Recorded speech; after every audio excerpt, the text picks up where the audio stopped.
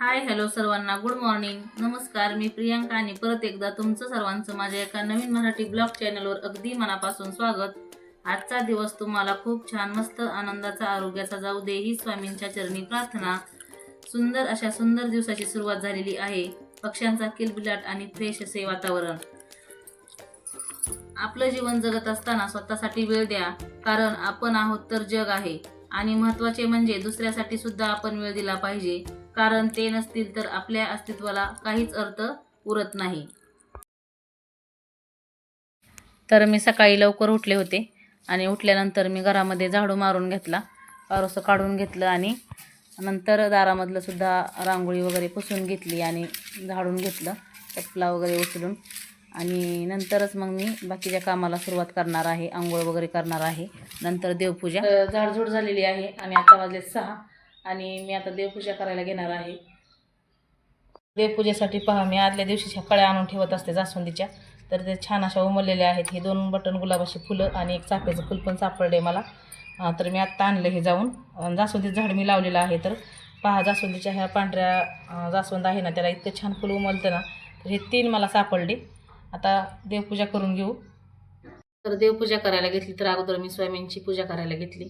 तर अगोदर देवा लावून घेतला, त्यानंतर स्वामींचा फोटो पुसून घेतला, अष्टगंधही लावून घेतलं आणि स्वामींना जास्वंदीचं लाल फुल वाहिलं, त्यानंतर पांढरं फुल वाहिलं आणि धूप लावून घेतली आणि 2 फुलं साईडने अशी ठेवून घेतली. एकदम छान अशी स्वामींच्या फोटोसमोर अशी पूजा दिसत होती पहा. त्यानंतर देवघरासमोर छान अशी रांगोळी काढून घेतली, कलश धुवून घेतला, त्यावरती फूल वाहून घेतलं.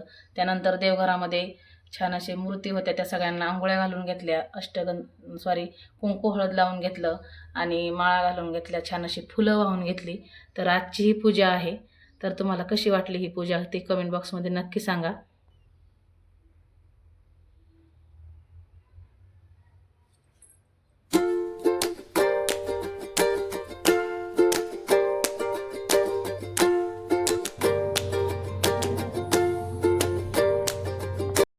तर देवपूजा झाली, दारामध्ये रांगोळी झाली आणि आता आले मी किचनमध्ये. वाजले 6:45. मुलांना शाळा आहे.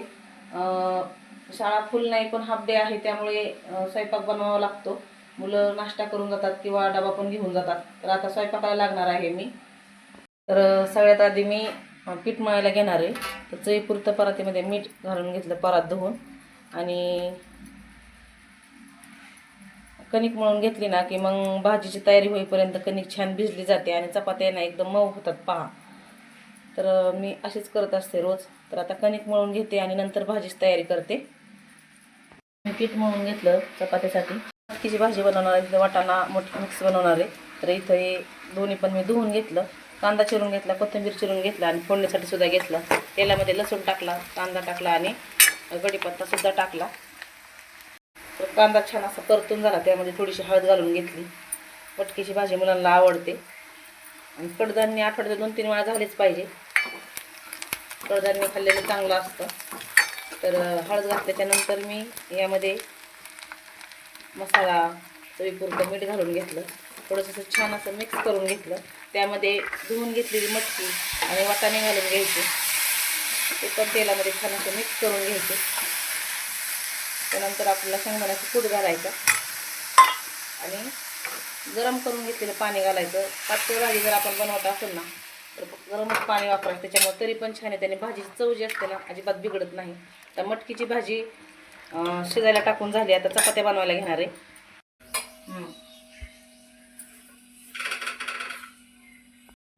तर माझा स्वयंपाक पण झाला आणि मुलं पण शाळेत गेली. तर शाळेत गेल्याच्या नंतर मग मी किचन आवरायला घेतलं. तर भांड्याचा पसारा भरपूर पडतो, जेवण केलेले असतात मुलांनी आणि स्वयंपाकाची भांडी पण भरपूर असतात. तर भांडे घासून झाली आणि पिठाचे डबे, माझी पिठं संपली होती तर मी पिठाचे डबे घासून घेत असते. तर पिठाचे डबेसुद्धा मी घासून पुसून किचनवरती असे वाळायला ठेवले. तर आता सगळी कामं आवरता 11:30 वाजले. तर आज मिक्स डाळीचे सांडगे बनवायचे ना, तर सांडगे बनवण्यासाठी मी टेरेसवरती चाललेली आहे. तर आम्ही सगळ्या मैत्रिणी टेरेसवरती गेलो आणि सांडगे तोडून घेतले. सांडगे तोडता आम्हाला जवळजवळ 12:30 पावणे 1 वाजले.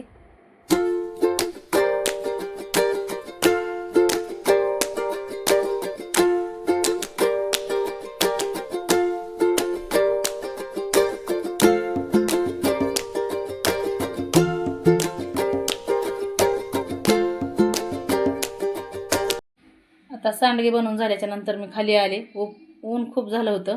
12:30 वाजले होते आम्हाला सांडगे घालून खाली यायला. तर खाली आल्याच्या नंतर मी जे काल बनवलेले पापड होते ना, ते मी असे गट्टे करून ठेवले होते. ते असा सुट्टा सुट्टा एक एक करून बेडवरती असा पसरून घेतला.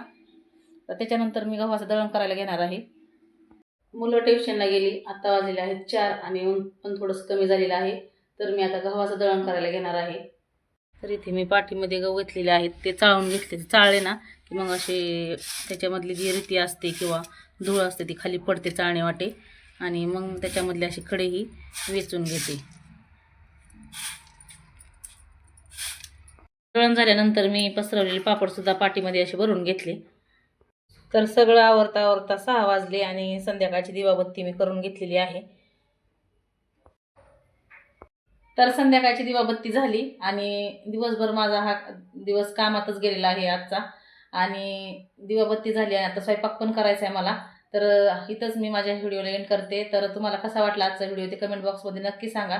अशाच एका नवीन व्हिडिओसह भेटू. तोपर्यंत सर्वांना पुन्हा एकदा श्री स्वामी समर्थ.